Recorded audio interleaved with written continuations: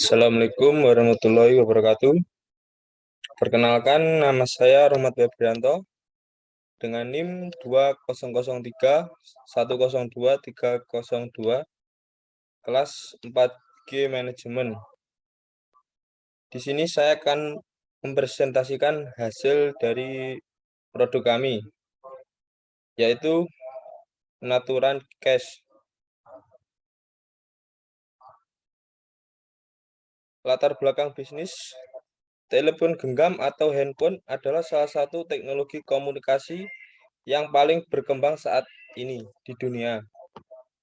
Di Indonesia khususnya, handphone sudah menjadi kebutuhan yang penting bagi masyarakat, baik orang tua, remaja, maupun anak-anak sudah menggunakan teknologi ini.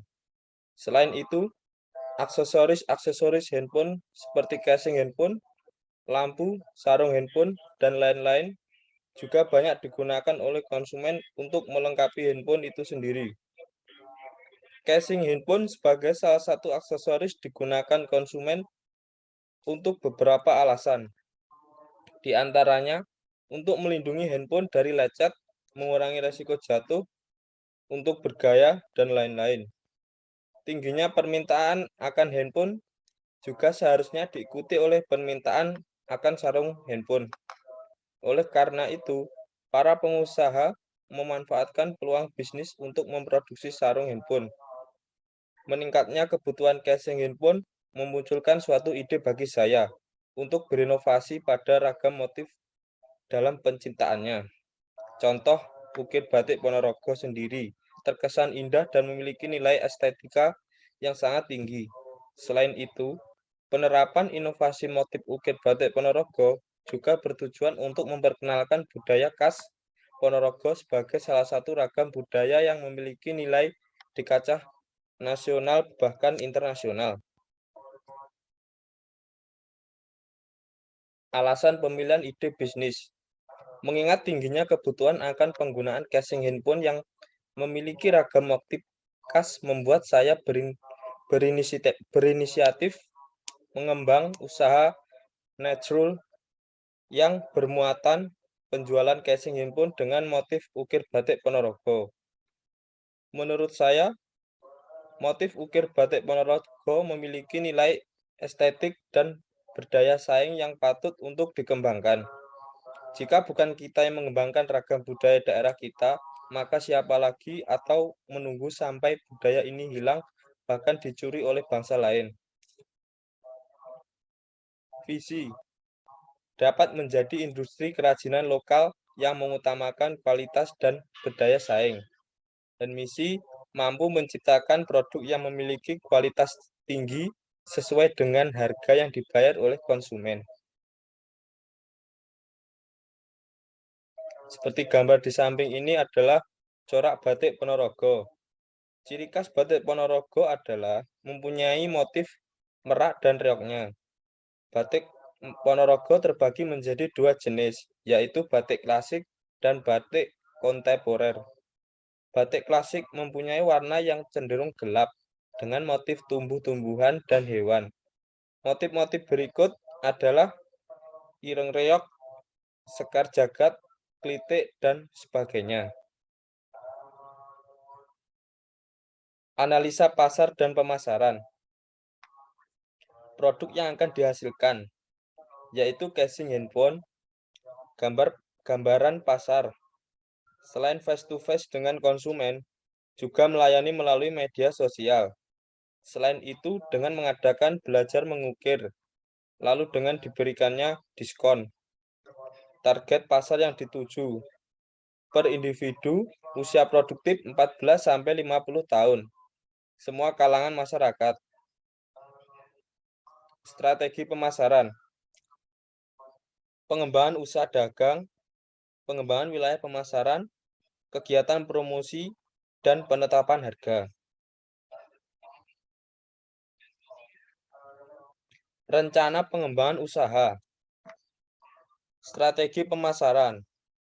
Mengenali konsumen, melakukan promosi, memilih lokasi yang strategis, menggunakan internet marketing, dan menjalin hubungan yang baik dengan konsumen. Strategi produksi. adanya kualitas dari proses produksi yang menghasilkan produk yang memuaskan, dan ketelitian yang tinggi. Strategi organisasi dan SDM. Pendekatan strategi pengelolaan karyawan yang komprehensif untuk mengidentifikasi, mengevaluasi, mengembangkan, dan mengalokasikan SDM yang bertalenta untuk membantu kegiatan pencapaian kinerja terbaik. Strategi keuangan. Membuat laporan arus kas, menghindari uang yang tersimpan di karyawan, melakukan cek struk secara berkala, dan mempunyai pembukuan dengan rapi. Analisa produksi. Pemilihan kayu yang sesuai. Membentuk kayu menjadi yang diinginkan dan menjadikan produk yang akan diinginkan.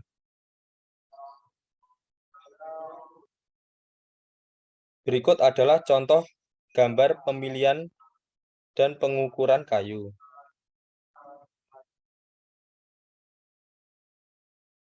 Berikut juga adalah contoh-contoh perataan kayu dengan diserut.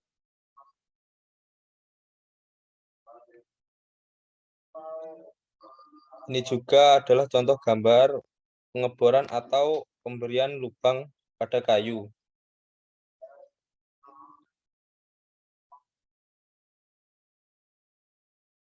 Ini adalah contoh-contoh gambar pengukiran kayu seperti motif batik.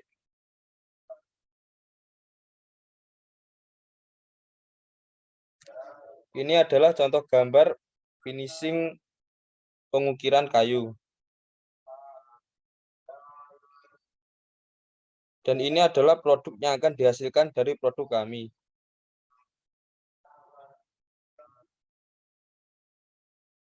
Analisa keuangan.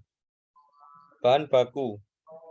Jenis kayu yaitu terdiri dengan kayu jati, kayu mahoni, kayu eboni, kayu cendana, kayu balsa, kayu pinus.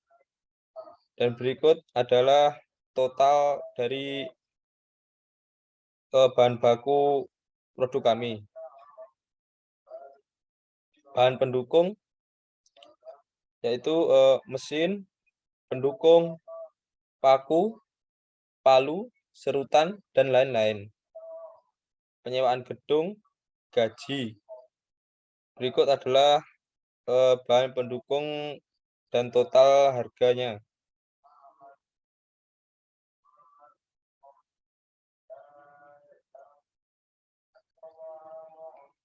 Analisis dampak dan resiko.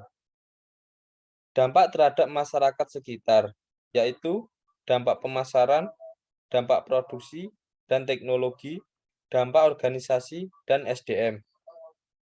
Dampak terhadap lingkungan, dampak produksi dan teknologi, dampak limbah yang dihasilkan dari proses produksi. Analisis resiko usaha.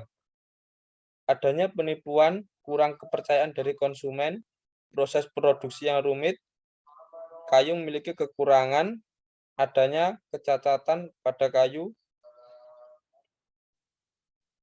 Antisipasi resiko usaha. Penerapan strategi pemasaran yang berkala, pemilihan kayu yang berkualitas, strategi produksi yang tepat. Analisis lingkungan bisnis SWOT.